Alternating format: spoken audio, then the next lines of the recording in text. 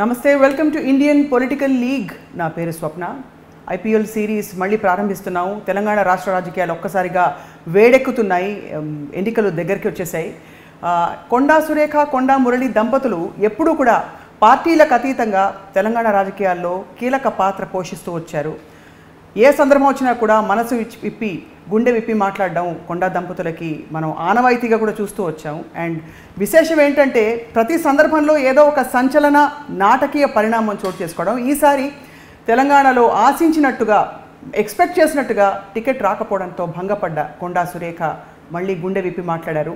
ఏం జరుగుతోంది తెలంగాణ రాష్ట్ర సమితిలో, తెలంగాణ రాజకీయాల్లో ఏం జరుగుతోంది, ముందు కొండా సురేఖ గారి వ్యూహం ఎలా ఉండబోతోంది మాట్లాడదాం ఐపీఎల్లో. సురేఖ గారు నమస్కారం.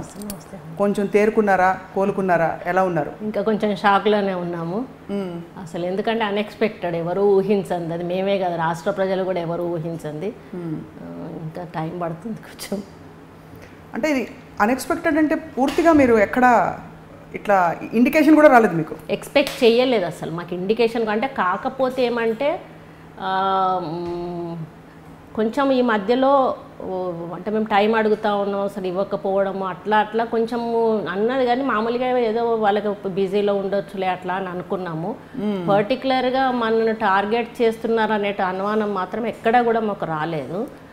అందుకని మేము బాగా నమ్మాము అసలు చెప్పాలంటే. అంటే టార్గెట్ చేస్తున్నారు అని ఎట్లా కన్క్లూడ్ చేసుకున్నారు? అంటే ఇది కేవలం మీ పేరు అనౌన్స్ చేయలేదు, జరిగిన పరిణామం అది. అంటే మొత్తము మాకు ఫోన్ చేయడము, టికెట్ గురించి అడగడము, కేటీఆర్ గారు 2 అడిగారు కదా, మరి 2 వీలు పడదని చెప్పమన్నారు సారు.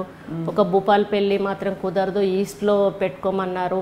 మళ్ళీ మీరు ఎట్లా మీ పాపని ఎంటర్ చేయాలనుకుంటున్నారు కాబట్టి ఒకవేళ అవసరమైతే నేను డ్రాప్ అయినా చేస్తాను అనేటువంటి మాట కూడా మీరు అన్నారు కదా, మరి అది కూడా ఆలోచించుకోమన్నారు. ఇవన్నీ అడిగారు. అంటే 1 డే ఆలోచించుకొని మా ఫ్యామిలీతో కూర్చొని ఆలోచించుకొని చెప్తాను అన్నాను. మర్నాడు అంటే 45 మినిట్స్ తర్వాత మళ్ళీ ఫోన్ చేశాడు చెప్పమని. అంటే ఇంకా ఈయన లేరు, మా హస్బెండ్ లేరు, వరంగల్ నుంచి వస్తున్నారు, వచ్చాక మాట్లాడుకుంటామన్నారు. సరే రేపు చెప్పండి అక్క అని పెట్టేశాడు.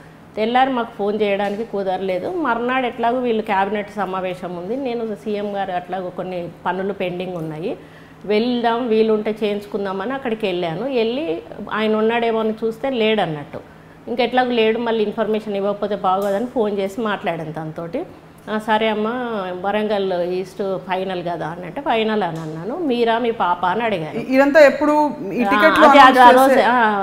ఆ రోజే అదే మన అనౌన్స్ చేసే రోజే. మళ్ళీ మనకు ఇది గవర్నమెంట్ కూడా వీళ్ళు విత్డ్రా చేసుకున్నారు కదా, అది ఆ రోజే క్యాబినెట్ అయిపోయింది.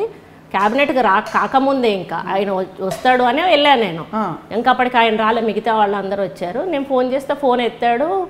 అయితే పాప మీరా కన్ఫర్మ్ అంటే నేనే అన్నా కన్ఫర్మ్ చేసేయమని చెప్పండి. సరే అక్క చెప్తానన్నారు. ఇంకా అది మనం చెప్పేసినట్టే కదా, ఇప్పుడు మన సైడ్ నుంచి ఏం ఆబ్జెక్షన్ లేదు.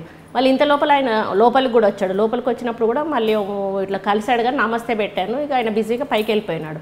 తర్వాత వాళ్ళది క్యాబినెట్ మీటింగ్ అయిపోయింది. సీఎం గారు గవర్నర్ దగ్గరికి వచ్చి మళ్ళీ ఇంటికి వెళ్ళిపోయాడు డైరెక్ట్. సీఎం గారు వెళ్ళిన తర్వాత ఒక 3-4 కడియం శ్రీహరి, పల్లా రెడ్డి వాళ్ళు ఎవరెవరినో పిలుచుకున్నారు ఈ టికెట్ల డిస్కషన్ కోసము. పిలుచుకున్న తర్వాత ఒక 10-15 నిమిషాలకి కేటీఆర్ గారు వెళ్ళారు. వెళ్తున్నప్పుడు నేను లేచి మాట్లాడబోతే మళ్ళీ వస్తా అనుకుంటే వెళ్ళిపోయినారు. అంటే దాటేసినట్టు అనిపించిందా? అట్లనే కాదు, మామూలుగా అందరినీ కూడా అట్లాగే అనేసి వెళ్ళిపోయినారు. అంటే ఆయన పిలిచారు కాబట్టి త్వరగా వెళ్ళిపోతున్నారు. ఇక సరే అని కూర్చున్నాక మళ్ళీ మా హస్బెండ్ కూడా ఫోన్ చేసి ఒక మాట చెప్పినామా అని అడిగారు ఇక్కడ నుంచి. అంటే చెప్పాను అని చెప్పాను. మళ్ళీ ఎందుకైనా మంచిది మళ్ళీ ఒకసారి చెప్పు అని అన్నారు అన్నట్టు. సరే అని చెప్పేసి సీఎం గారి దగ్గర ఉన్నారు కదా అని ఈయనకు ఫోన్ చేస్తే ఈయన ఫోన్ ఆఫ్ ఉంది. వాళ్ళ పిఏను అడిగాను. ఆయన ఏమన్నాడు, లోపల ఉన్నారక్క మరి మాట్లాడించామంటారంటే పర్లేదు సంతోష్ లోపల ఉన్నాడా అని అడిగాను. అంటే సంతోష్ లోపలే ఉన్నాడు అక్క అంటే నేను సంతోష్కి కాల్ చేస్తాలే అని చెప్పాను. సంతోష్కి కాల్ చేశాను. ఆయన కట్ చేస్తూ ఉంటే నాకు పక్కనే ఉన్నాడని డౌట్ వచ్చేసి నేను మెసేజ్ పెట్టాను.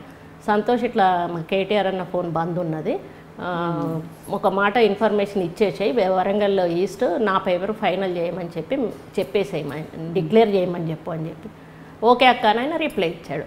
ఇక అసలు నాకు ఎక్కడ డౌట్ ఎట్లా వస్తుంది, మనకు ఫోన్ చేయకపోతేనో లేకపోతే మనకు టికెట్ గురించి అడగకపోతేనో అట్లా డౌట్ వస్తుంది.